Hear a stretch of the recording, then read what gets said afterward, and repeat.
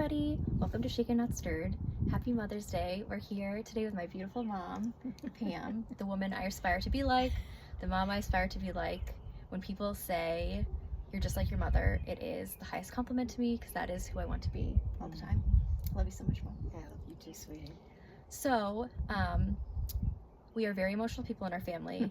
So a wonderful way to celebrate Mother's Day is having an emotional conversation about Parkinson's. So who doesn't want to spend their Mother's Day like that, right? So this kind of is unscripted. We're just sort of talking about things that we've been thinking about or questions we've kind of wanted to ask each other, or maybe been afraid to ask each other. Because with Parkinson's, your care team, your team of people around you who love you and support you, is just as important as you going through it, because you really are going through it all together. So let's get into it. Okay.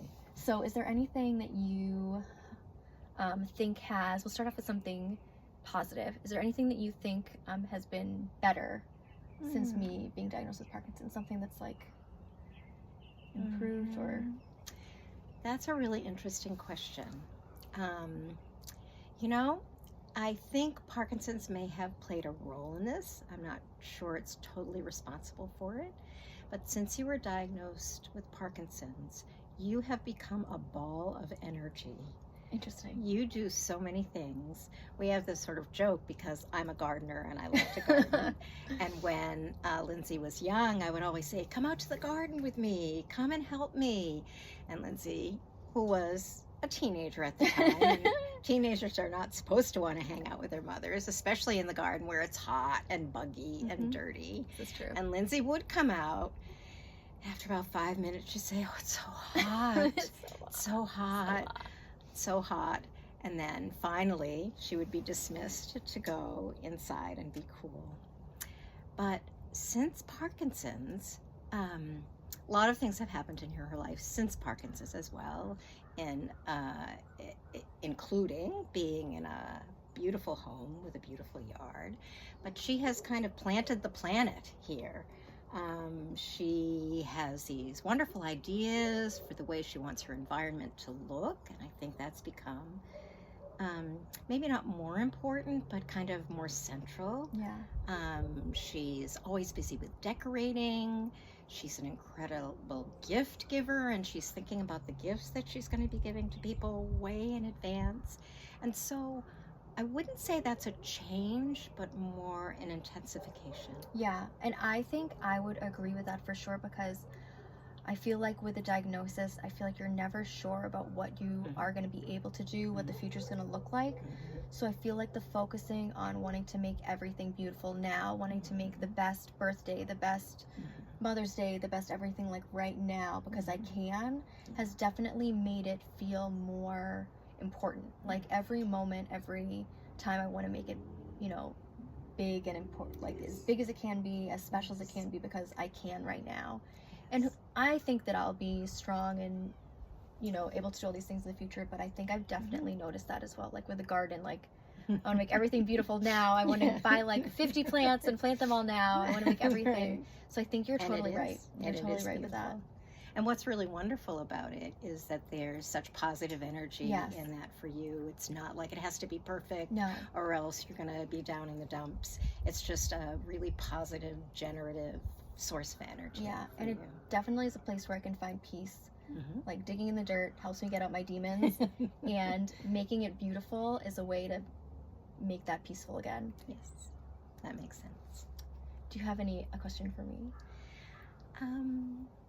Yes. I actually don't think about the questions I have for you, but this is a wonderful opportunity to think about that. I guess one question that just comes to mind immediately is, this is Mother's Day. Yes. And since your Parkinson's diagnosis, I feel kind of a rush of mothering and love and protection for you. At the same time, you are, as we say, a grown-ass woman, and you have your own life, And so I guess I would ask you, do I give you enough space? Are there ways that my kind of worrying about you, like sometimes when you're about to get in the car and you're tired, I want to make sure you have a very strong latte Yes. to be able to take you on your way. And at the same time, I don't want you to feel like I'm doubting you or I don't see the strength of character that you bring into this. I don't feel that way at all. I think you are one of the very few people who I feel like knows how to take care of me. And I think it feels really good to have somebody like that. It feels good to me too. And it doesn't feel like overbearing. It feels like just really loving. And it feels just really good. And I do need an extra strong cup of coffee because I am tired.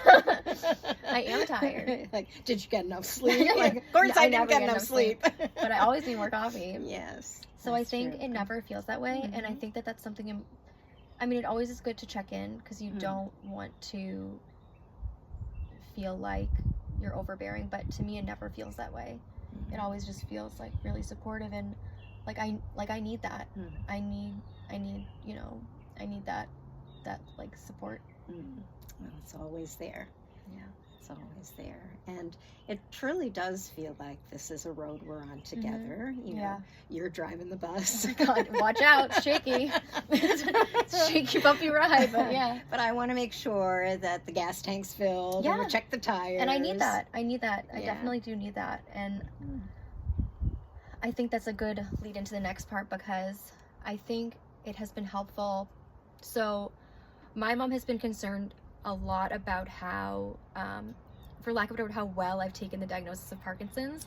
So she seems way too cheerful to me. Yeah. so it's sort of, and I think that's how I operate. So when something difficult comes, I like to make a joke about it. I like to try to be like, it's okay, everything's fine. I'm managing everything just fine, and just kind of charge ahead full steam into, like, I am very stubborn too, so it's like charging ahead full steam into like, I'm okay, see what I can do, everything still, like watch me thrive sort of mentality. And I also have a way of like burning the candle too hard at both ends.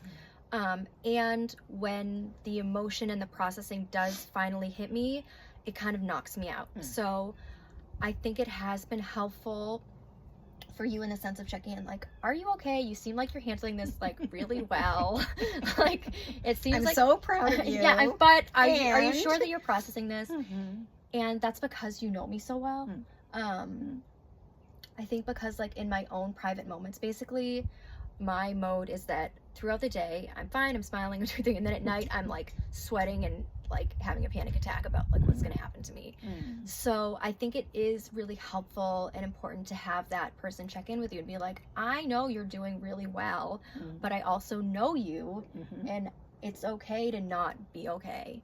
And I think that has helped me sort of, because I am still in a very big denial mode about everything. So in sort of like trying to come to terms with like what is happening to me, even though I really don't want it to be happening to me, and knowing that I can be okay and be living my life, but also that in those moments where I'm not okay and I'm thinking like this sucks, that's okay too. You can like, no one is gonna think less of you for thinking that this sucks. It doesn't mean you can't charge through your life and be doing everything you want to do, but you can say like, this sucks, I don't want this to be happening to me, I'm like pissed that this is happening to me, but also like, I'm not gonna let it take me out. I'm gonna be continuing to do what I need to do and fight this thing and show it that I'm stronger than it is, and still be like living and loving and bringing all the positive energy in the world. But continuing to have positive energy also means that I need to check in with myself and be like, today is not a good day. I need to like really process what's happening to me. And I'm still working on that. I think I haven't really gotten down to like the deepest level of like acceptance, and because like, but I think that's a process. Yeah, I think you're you're in that process, and it's going to be your process. Yeah. Right. And the pace at which you go there is going to be your process. Yeah. And I think what's really hard for me is that, like, as things progress, like, I've started getting, you know, the peripheral neuropathy in my good hand, the dystonia in my foot, more cramping, the tremors have increased more in my leg and my hand and my arm. And I think that always just, like, throw me for a loop, because I sort of can get into this nice little pocket of when my symptoms are the same, of just sort of thinking, like, maybe it'll just stay this way. Yeah. Well, you know, it's exactly the same for me too. I find myself kind of in a parallel process where I focus so much on the present, which I think is really important. No, it is, because that's kind of what we have. Right. And so it's hard for me to expand that out. I really find myself, I'm stubborn too. I know. Stubbornly staying in the present. Yeah. But I think there are moments when the kind of question of what will be next, when will it be next, do come in. Yeah. And it's good for us both to know that we both have those moments. Yeah. But I think that's just like, so I'm like in it, in the suck of it. Yes. That's right. That's right. Well, that's why, you know, the name that you have for all this, shaken, not stirred. I know. You know, there are times when more than your body is shaken. Yeah. You know, your sense of yourself and what's ahead. Yeah. But you are kind of in it fiercely. Yeah. And bringing out your sort of fierce fighter side. Yeah. And your soft, emotional, sometimes scared side. Yeah. There too. Yeah. It's a lot. Yeah. Well, this has been an absolutely terrific Mother's Day, just to spend it with you and look around at all your growing here. You're growing your plants, you're growing your family, you're certainly helping your son to grow. Oh my God, it's wild. And you're really helping us all grow by including us in all of this. So thank you. Thanks, Mom.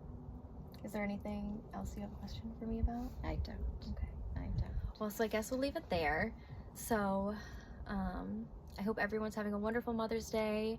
And as I always say, you're not alone. There's a whole big community of us out there. You can always feel free, if you're having a tough time, to reach out for me on social media, on Instagram, or on YouTube. You can leave a comment or anything. I think sometimes it's easy to feel like you're the only person with Parkinson's. And it's hard to share that. I found that it's harder, that it took me a long time to share that I had Parkinson's with people that I knew from before. It was kind of an easy denial pocket. Like, if people from my past who knew me before my diagnosis didn't know I had diagnosis of Parkinson's, that maybe like they would notice it and it would go away. And that I could sort of live in that sort of haze. And it has been helpful for me to kind of let everybody know that I have it, and taking away that sort of like denial blanket, which was, I think, one of the hardest things for me to do, oddly enough. Like, it was really easy for me to tell my dentist, I'm not nervous, I have Parkinson's. It was really easy for me to tell, you know, Kai's pediatrician, I have Parkinson's, I'm not nervous. Strangers on the internet who are now friends. Really easy for me. But people from my past who knew me before, that was really hard because it made it more real. So just to let everybody know, you're not alone. Feel free to reach out. And I hope you're having an amazing day. Bye, everybody.